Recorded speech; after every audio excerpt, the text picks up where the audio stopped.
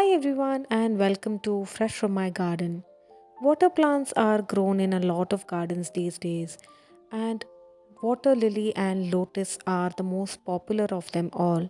But sometimes there can be a little confusion between the two. So let's take a look at the differences between these two plants. Let's start with the features of a water lily.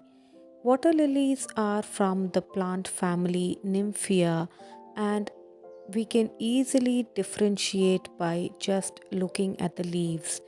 Water lily leaves are heart shaped and they have a slit in the middle of the leaf, and they are a more glossy type of leaf. So these are the water lily leaves and they stay almost close to the surface of the water.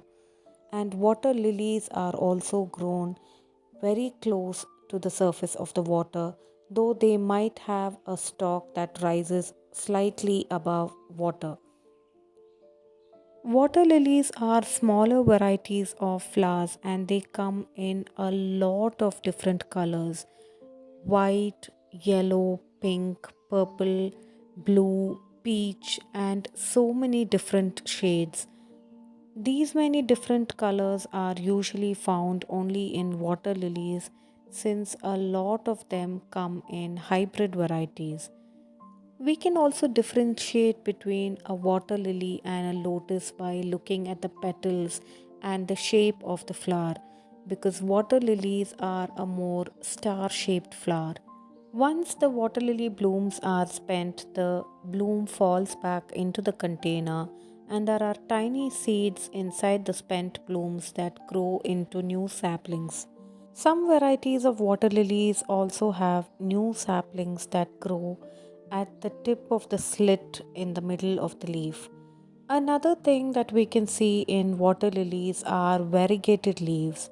There are some varieties of water lilies that have these brown or purplish patterns that are variegation on the water lily leaves. Now, here are the lotus plants that come from the family of Nilambo, and we can see a significant difference when we look at the leaves. Lotus leaves are round in shape when compared to water lily leaves that are heart shaped. Lotus has leaves that grows at the surface of the water, but in addition to that it also has a lot of aerial leaves. So these are the aerial leaves of the lotus plant, and the buds always grow on a stalk much above the surface of the water. Lotus leaves also have a less glossy texture when compared to water lilies, and they also hold water. So, whenever it rains, you can always see water droplets on lotus but never on water lily leaves. Now, this is a white peony lotus that I purchased online, and this is a drop blood which also was purchased online recently. So, when you look at the petals and the shape of a lotus flower, they are a more round shape when compared to the star shape of water lily flowers. Once the lotus bloom is spent, all the petals fall off, leaving only the seed pod, which is in the middle of the flower, intact. Lotus plants are usually propagated and grown from tubers, and at the end of the growing season, the lotus plants produce new tubers that we can separate from the mother plant and get more plants for our garden. They are also grown from seed, and the seeds are formed in the middle of the flower once the bloom is spent.